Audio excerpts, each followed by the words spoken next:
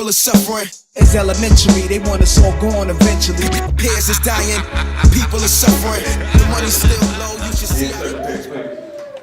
Remember, we're in the state of Georgia. Certain counties, it's a whole different program. You're not even supposed to be there in their eyes. We've been pulled over before, and they tell you quit. You ain't in Atlanta no more, you in Georgia. Yeah, they will make it clear to you. And sometimes we think that we have rights. So, first thing people jump up and say is, I know my rights, which is a wrong.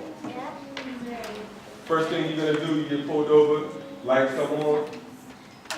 Matter of fact, you should be making a phone call when you see you getting turned over, pulled over. Let someone know, look, there's some officers behind me. I'm getting pulled over. I'm approaching exit 51, Clansville, USA. Yes. Should you be holding your phone because people get shot for holding their phone? You haven't stopped yet, so you're putting the phone down. You're going to dial the number, and you're going to place the phone down where the speaker can capture what it is that's being said. You're going to ask whoever you're calling. First of all, you should be a part of the organization, and your other organization members should know at that point that we should be working on a recording situation. Right? So either you're going to make that phone call, or it might be a situation where you're somewhere and you don't have reception, so you want to hit the record button on your phone. You don't want to have anything in your hand. Do you recommend videotaping one of the passengers or videotaping the police? Not inside the car. If you're somewhere that's dark and unsafe, I wouldn't. If you're in like a well-lit area or whatever, but keep in mind the particular climate we're in right now, cell phones often look like guns to cops. Wallets look like guns. You know what I mean? If you're black, I wouldn't recommend you point nothing at that. We see some cases where you watch YouTube or whatever, you got folks arguing with the cops. You got some folks telling them about the paperwork and all this other craziness. No disrespect to anybody, what you're saying. You know? And it agitates and irritates the officers. Every cop's not the same. So, recognize first that you're being pulled over by an armed agent of the state. Realize that you're dealing with someone who has the right to kill, who is protected by the most ruthless organization in the world, the police union. So, they have the right to assault, attack, tase, shoot, whatever. And your only defense at that point is hoping that in the court of law that you receive some type of justice. And most of the time we know that doesn't happen, right? So you don't want to be in the officer's face with the video camera all like this and like that. Sometimes people get away with it. Sometimes the camera gets snatched, open up. You get beat up, shot up, whatever. So you want to make sure there's some distance. Yes? I'll say too, man, in this climate, they hire a lot of military, former military, so you should assume that this person is former military and they're already getting out of power with a high anxiety level. Right. So you don't want to match that level unless you want to match that level. But you know what I'm saying? Let's try to stay calm. Even if you want to match that level, you want to match it with calm. You go ahead and match it without having. You don't have to talk too much when it comes to whatever it is you're doing. You know what I mean? If you're going to be cool, the first thing you want to do is be calm, cool, and collected. You don't want to get excited. Because like you said, you have a lot of officers, and I see, you have a lot of officers who are shell-shocked, who just left a war zone. You have a lot of these officers who live in different neighborhoods and areas where they're not used to dealing with black folks. Some of these officers watch too much TV first 48 hours and all this other craziness. So when they approach you, they're approaching you as if you're a suspect, as if you're a criminal or a terrorist or whatever. Okay? So the first thing you want to do, especially youth, is you want to remain calm. Secondly, one of the things that you often hear is you have the right to remain silent. You want to exercise that right to remain silent, right? They may ask you for some identification. If they ask you for identification, first of all, you have your hands where they can see. So there's no mistakes. Now, I'm not talking about hands up, don't shoot. We're not begging. We're not talking. We're not doing any of that stuff. So, they ask you for your identification. You tell them where it's at. You don't have to go in your pocket. You are afraid. You don't have to reach for anything. In fact, when they ask you, can they search you, you don't have to consent to search. You can respond, listen, I'm not giving you permission to search me. I don't consent to searches. But I'm not going to stop you and give you search.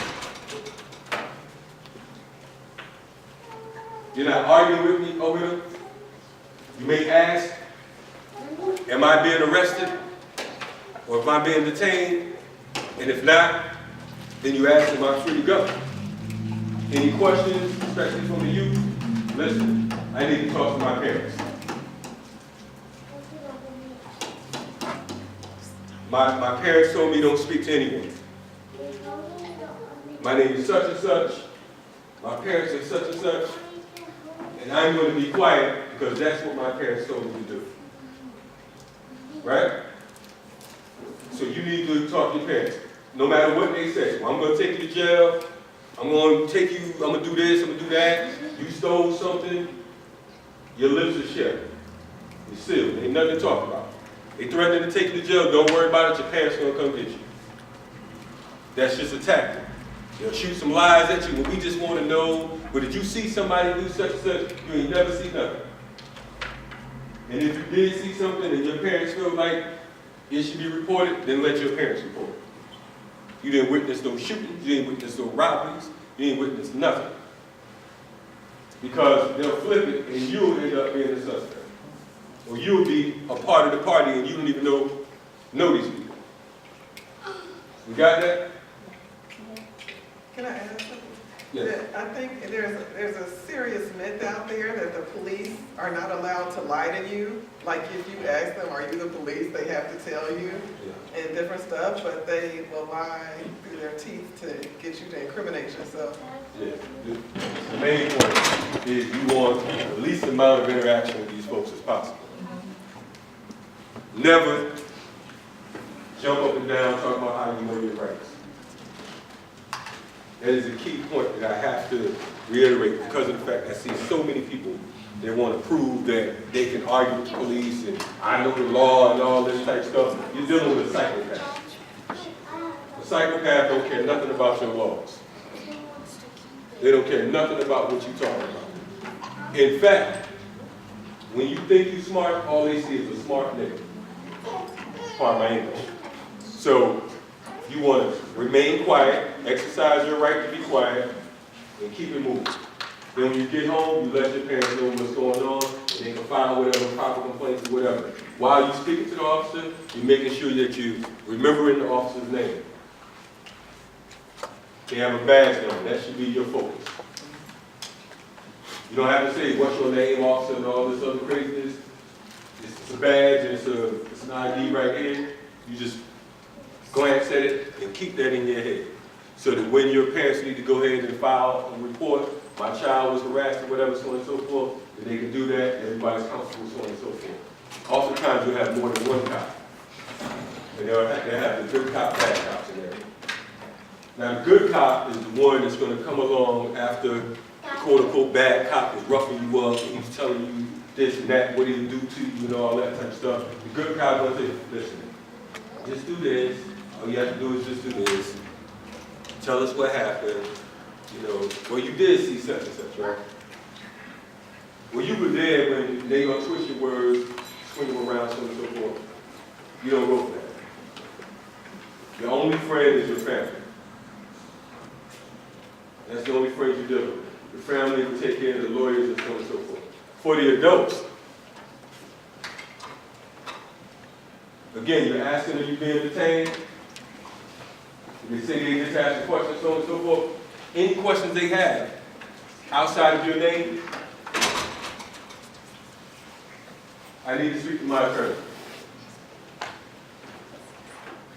You have a right to counsel. I need to speak to my attorney.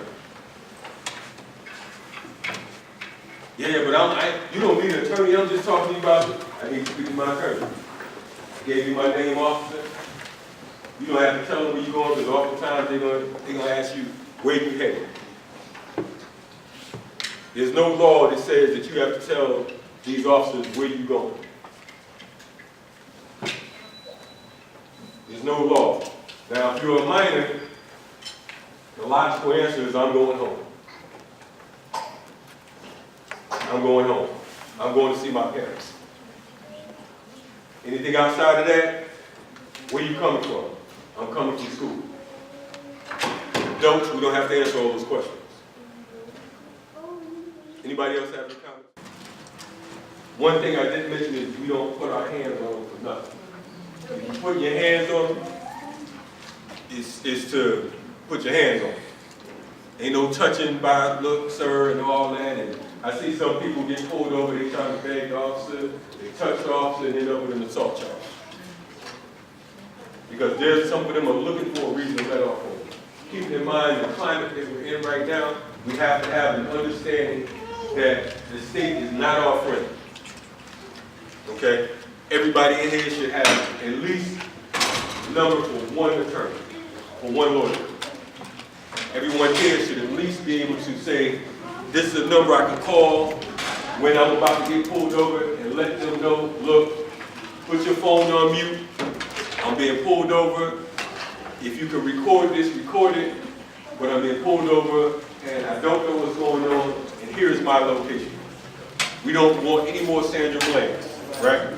Sandra Bland got pulled over, a traffic stop, and she never made it home.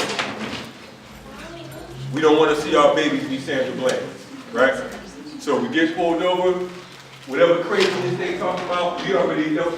Like they said, you want to argue with someone that's mentally unstable, then that's on you. We should view them as being unstable mentally, right? So we deal with them as such. Be cool. We keeping our mouth shut. We're not volunteering any information. You're not just going to say, hey, officer, I had a gun in my glove compartment. Inside the bus, unfortunately, one of the beautiful things about us as black people is that we are courageous. And sometimes our courage takes the best of us. We don't have nothing to prove here. Again, like you said, we're just trying to get home, right? So we be cool. They get identification. We're not consenting to any searches. They don't have any reason to search you. If they decide to go on with it, that's on them. Document everything you possibly can. Take notes, mental notes, and try to remain clean, man. Like I said, you don't want no open containers in your car. Children, you don't want them walking around anything that's illegal and shouldn't be anywhere. Right now, we are going into a whole new realm. We're going into a whole new realm. The way we move, anybody you move with. I think that everybody in here, that you're here today because of the fact that you're genuinely on some form of righteousness. You genuinely want to see something change. You genuinely want something better for your children and for you and your community. Is that right? Is that right? So how are we going to do this? We have to, we got to be a part of an organization. Everybody has to join an organization. Okay?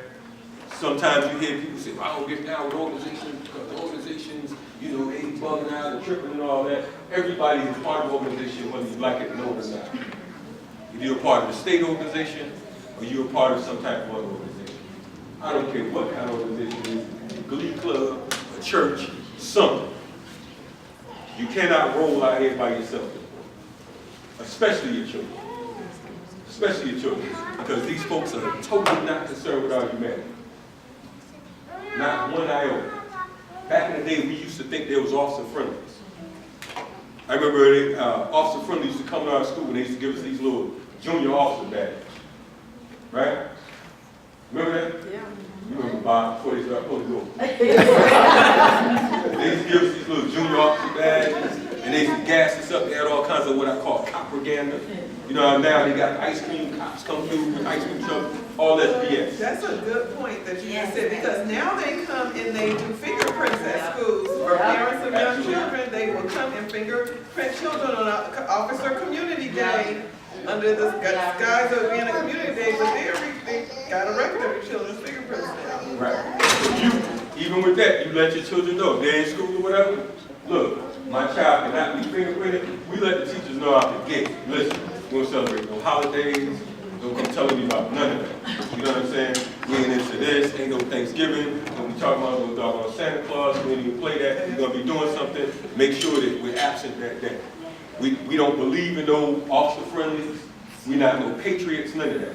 They had a Patriot Day at our school one day, and our child went in red, black, and green, and they was confused. Those are patriots. Those are our war heroes. You know what I mean? We gotta be sure that we know what's going on with our folks. Yes. I'm confused, I came in late, but are we stating that we're teaching our children not to be, it sounds fearful how we're coming across, like, okay, officer friendly or whatever, do whatever you need because I want to get home. I understand that a little, but I'm also a little confused as to, mentally we're just saying, y'all won, y'all, you know, I just want to get home. I'm gonna kiss your behind to just get home. I can't like grasp that. Totally not saying that. Totally not saying that. This is called art of war. Okay. You're saying that you don't want your enemy to know how you move. Okay. When your enemy understands you, they win. If you don't understand your enemy, you lose. You understand what I'm saying? We're not winning kiss butt, nothing. This is what it is. Now, I'm not saying sit there and let them beat the hell out of you. If they put, like Malcolm said, our religion teaches us to be peaceful, to be courteous, and obey the law. If they put their hands on you, send them to the graveyard. I'm saying if you feel that your life is threatened, go for broke. Cat, scratch, bite, kick, spit, jab, stab. If that's what you feel. But if you just get pulled over on some simple infraction, you understand what I'm saying? I'm not saying, say I'm guilty. You're not admitting to guilt. They give you a ticket, whatever, okay, cool. Fight that when you can fight it. You understand what I'm saying? We fight to win, not to fight. Okay. We're not here to, you know what I mean? We can do all that, but then right now, the death toll right now, it's over 1,000 people murdered in the United States right now. This year alone by police. In the last 15 years, close to 15,000 of us have been murdered by police. On camera, off camera, in our homes, whatever.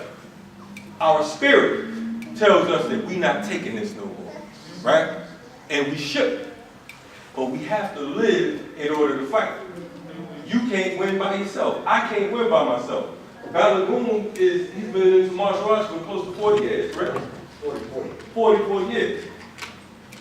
He has to make it back. Now, if you feel he's in jeopardy, amen, then you go berserk when it's time to go to work, right? But you want to be intelligent. I'm not saying, like I said, by no means, this ain't the NAACP, no disrespect to whoever wrote with that, this ain't none of that. I'm saying that we want to win the war. We don't want to be a martyr for the sake of martyrdom. You don't want to resist arrest or a traffic ticket and die. They did a role play earlier, and where the passengers in the car were being antagonistic, and so it's kind of a situation of like, if this is a simple ticket and you can go to court and fight it, why bombard the officer with a bunch of questions that you know he's mentally ill? You know that if you want to police the people and harass the people, that this person is mentally ill, they are off, they are not on your team. Why create an environment for them to be agitated and make the situation worse? You trying to win and get out of the situation and live to fight another day. It's kinda hard holding down your dreams when you blacking in America with institutions set to bury you 6 feet underneath dirt, but debt.